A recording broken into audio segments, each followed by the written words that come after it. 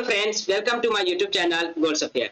लंबी इंतजार के बाद आखिरकार कांग्रेस पार्टी ने कल 16 जुलाई को यह साफ कर दिया कि दिल्ली अध्यादेश पर कांग्रेस पार्टी आम आदमी पार्टी यानी अरविंद केजरीवाल के साथ खड़ी है। कांग्रेस पार्टी दिल्ली अध्यादेश का संसद में विरोध करेगी, यानी कांग्रेस पार्टी के जो सांसद है वो दिल्ली अध्यादेश पर अपोजिशन में वोट करेंगे, जिसको लेकर अरविंद केजरीवाल ने कांग्रेस पार्टी को थैंक यू कहा है, शुक्रिया कहा है। क्योंकि आप जैसा कि जानते होंगे कि लंबे समय से अरविंद केजरीवाल को इंतजार था कांग्रेस पार्टी के हाँ और न का।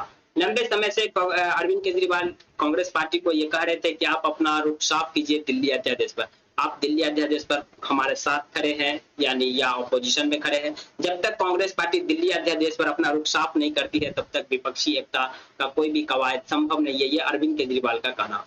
अरविंद केजरीवाल तो यह भी कह रहे थे कि जब तक कांग्रेस पार्टी दिल्ली अध्यादेश को लेकर अपना कोई रुख साफ नहीं करती तब तक हम बेंगलुरु में विपक्षी एकता की दूसरी मीटिंग में शामिल होंगे या नहीं होंगे इसके बारे में हम कुछ नहीं कह सकते। यानी उनका इरादा था कि अगर उनका कहना साफ साफ था कि अगर दिल्ली अध्यादेश पर कांग्रेस पार्टी आम आदमी पार्टी के साथ नहीं करी है तो अपोजिशन की मीटिंग में अरविंद केजरीवाल नहीं भी जा सकते। लेकिन हम आपको बता दें कि दिल्ली अध्यादेश को लगातार अरविंद केजरीवाल राज्यसभा में रोकने के लिए देश की तमाम बड़ी बड़ी जो विपक्षी पार्टियां हैं उनसे पहले ही अपना समर्थन ले चुके हैं। उनको सिर्फ अभी कांग्रेस पार्टी का समर्थन का इंतजार था। हम आपको बता दें कि अरविंद केजरीवाल को दिल्ली अध्यादेश पर किन किन बड़े बड़े पार्टियों का समर्थन मिल चुका है, जैसे में टीएमसी, उसके बाद समाजवादी पार्टी, एनसीपी जो शरद पवार यादव का जो पार्टी है एनसीपी, इसके अलावा तेलंगाना की जो भारत राष्ट्र समिति पार्टी है, यानी तमाम जो देश की बड़ी बड़ी विपक्षी पार्टी है डीएमके वगैरह, इन सब ने पहले ही समर्थन अरविंद केजरीवाल को दे चुके हैं। आज कांग्रेस पार्टी ने भी अपना समर्थन अरविंद केजरीवाल यानी आम आदमी पार्टी को दे दिया है दिल्ली अध्यादेश। तो अब सवाल ये उठता है कि क्या दिल्ली अध्यादेश को अरविंद केजरीवाल राज्यसभा में रोक पाएंगे? क्या है राज्यसभा का गणित? क्या कांग्रेस पार्टी का समर्थन मिलने के बाद दिल्ली अध्यादेश राज्यसभा में रुक जाएगा? यह सबसे बड़ा सवाल है। चलिए तो आज हम इन्हीं सवालों के जवाब जानने की कोशिश करेंगे, हम राज्यसभा का गणित समझने की कोशिश करेंगे। लेकिन हम चाहते हैं कि उससे पहले दिल्ली अध्यादेश पर आज जब कांग्रेस पार्टी ने आम आदमी पार्टी का समर्थन किया, इसके बाद आम आदमी पार्टी के जो नेता है राघव चड्ढा ने क्या बयान दिया मीडिया के सामने, हम चाहते पहले आप उस बयान को सुनिए, फिर हम राज्यसभा के गणित को समझने की कोशिश करेंगे। देखिए, आम आदमी पार्टी की सर्वोच्च समिति पॉलिटिकल अफेयर्स कमेटी की बैठक हुई। बैठक में विस्तार से हर पहलू पे चर्चा हुई और बैठक के समाप्त होने के बाद मैं साफ तौर पर यह बात रखना चाहूंगा कि दिल्ली का जो ऑर्डिनेंस है, जिसे हम काला अध्यादेश कहते हैं, ये साफ तौर पे एक राष्ट्र विरोधी, देश विरोधी कानून है। हर वो शख्स जो इस राष्ट्र विरोधी दिल्ली अध्यादेश का समर्थन करता है वो देश विरोधी है, राष्ट्र विरोधी है। और हर वो शख्स या पॉलिटिकल पार्टी जो भारत देश से मोहब्बत करती है, जो इस देश की, इस राष्ट्र की हितैषी है, वो इस काले अध्यादेश, इस दिल्ली ऑर्डिनेंस के विरोध में खड़ी होगी और इस बिल को हराने के लिए हर संभव प्रयास करेगी, अपना योगदान देगी।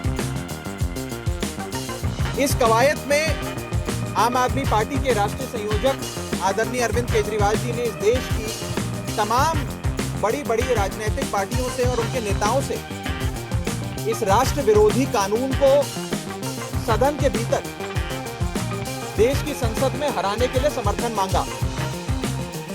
और देश की कई बड़ी पार्टियों ने हमारा साथ दिया और इस देश विरोधी अध्यादेश के खिलाफ में अपना योगदान दिया। तृणमूल कांग्रेस से लेकर आरजेडी तक, जेडीयू से लेकर डीएमके तक, बीआरएस से लेकर एनसीपी तक, समाजवादी पार्टी से लेकर उद्धव ठाकरे की शिवसेना तक, सीपीआई, सीपीएम, झारखंड मुक्ति मोर्चा, ये तमाम बड़ी पार्टियों ने अरविंद केजरीवाल जी के आह्वान पे इस राष्ट्र विरोधी दिल्ली अध्यादेश के विरोध में अपनी आवाज बुलंद करी और संसद के भीतर इस कानून को हराने के लिए अपने योगदान की बात रखी। इसी श्रृंखला में आज कांग्रेस पार्टी ने भी अपनी पोजीशन क्लियर करते हुए इस दिल्ली के अध्यादेश के खिलाफ अपना स्टैंड क्लियर किया है और विरोध दर्ज कराया है। हम कांग्रेस पार्टी की इस अनाउंसमेंट का स्वागत करते हैं, वेलकम करते हैं। इसी के साथ साथ मैं ये कहना चाहूंगा कि 17-18 जुलाई को होने जा रही लाइक माइंडेड पार्टीज की बेंगलोर में जो बैठक है, उसमें आम आदमी पार्टी आदरणीय अरविंद केजरीवाल जी की अध्यक्षता में हिस्सा लेगी और इस बैठक में अपनी बात रखेगी। इस सिलसिले में कोई सवाल हो तो आप पूछ सकते हैं। लगता है जो आंकड़ा चाहिए रोकने के लिए, जो आंकड़ा चाहिए, देखिए इन तमाम पार्टियों के समर्थन से मुझे लगता है कि इस देश भर में अब ये स्पष्ट हो गया है कि जो राष्ट्र विरोधी, देश विरोधी शख्स है वो इस अध्यादेश के पक्ष में खड़ा होगा और हर वो शख्स जो देश से प्यार करता है, देश के लोकतंत्र से प्यार करता है, वो इस देश के हितैषी होते हुए इस काले अध्यादेश के खिलाफ अपना वोट देगा, अपनी आवाज बुलंद करेगा और हमें पूरी उम्मीद है। बहुत बहुत शुक्रिया। आप राघव चड्ढा का बयान तो सुन ही लिया। चलिए अब हम राज्यसभा का गणित समझने की कोशिश करते हैं कि किस तरह से अरविंद केजरीवाल राज्यसभा में दिल्ली अध्यादेश बिल को रोक सकते हैं। चलिए हम आपको सबसे पहले बता दें, जैसा कि आप जानते होंगे राज्यसभा में 245 सीट है, जिनमें से अभी वर्तमान में 237 सीट है, 8 सीट खाली है, जिसमें से 5 मनोनीत सांसद, यानी जिसे राष्ट्रपति मनोनीत करते हैं। इस हिसाब से देखा जाए तो दिल्ली अध्यादेश को पास होने के लिए कुल 117 वोटों की जरूरत है, यानी 117 सांसद का समर्थन चाहिए दिल्ली अध्यादेश को पास करने या पास होने से रोकने के लिए।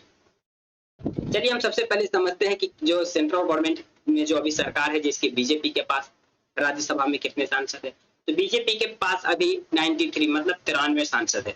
वही बीजेपी की जो एनडीए घटक दलों को मिला लिया जाए तो कुल इसके सांसदों की संख्या 106 हो जाती है और जो मनोनीत सदस्य इस 5 को जोड़ दिया जाए तो टोटल हो जाता है 11। अमूमन देखा जाता है कि मनोनीत सदस्य हमेशा सेंट्रल गवर्नमेंट के साथ ही वोट देते, मतलब उनके ही पक्ष में वोट देते हैं। तो ये आंकड़ा हो जाता है 111, जो बहुमत से कुछ दूरी पर है।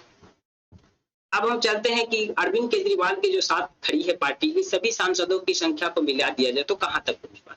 तो ये सारे सांसदों की संख्या जो ऑपोजिशन में अरविंद केजरीवाल के साथ खड़ी है, दिल्ली अध्यादेश का विरोध कर रही है, इन सभी सांसदों की संख्या को देखा जाए तो 100 तक पहुंच पा रही है, 100 तक, जिसमें कांग्रेस पार्टी के 31 सांसद, टीएमसी यानी तृणमूल कांग्रेस के 12 सांसद, इस तरह से जो समाजवादी पार्टी, हर एक पार्टी का मिला दिया जाए, खुद अरविंद केजरीवाल के आम आदमी पार्टी को मिला दिया जाए तो ये 100 तक आंकड़ा पहुंचे, जो अध्यादेश को रोकने के लिए 117 से काफी दूर। यानी दिल्ली अध्यादेश पर अरविंद केजरीवाल की राह अभी भी बहुत मुश्किल, यानी अरविंद केजरीवाल को अभी भी और कई सारे रीजनल पार्टी और भी कई पॉलिटिकल पार्टी का समर्थन की जरूरत।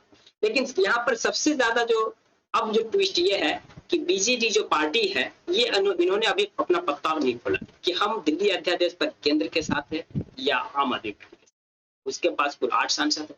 अगर बीजेडी केंद्र सरकार यानी बीजेपी का समर्थन करती है तो आसानी से बीजेपी इस बिल को पास करा लेगी राज्यसभा। वहीं जब अरविंद केजरीवाल का समर्थन करेगी तो बीजेपी के लिए भी आने वाला राह आसान नहीं होगा इस बिल को पास कराने के लिए। वहीं जो आम आदमी पार्टी है, उसे इस बिल को रोकने में और ज्यादा समर्थन मिलेगी। तो देखना दिलचस्प होगा कि जब राज्यसभा में यह बिल पेश किया जाएगा तो क्या यह बिल, दिल्ली अध्यादेश बिल पास हो पाता है या अरविंद केजरीवाल इस बिल को रोक पाते हैं, ये तो मॉनसून सत्र के दौरान ही मालूम पड़ेगा। वीडियो आपको पसंद है तो प्लीज वीडियो को लाइक कर दीजिए, चैनल को सब्सक्राइब कर दीजिए। Thank you for watching.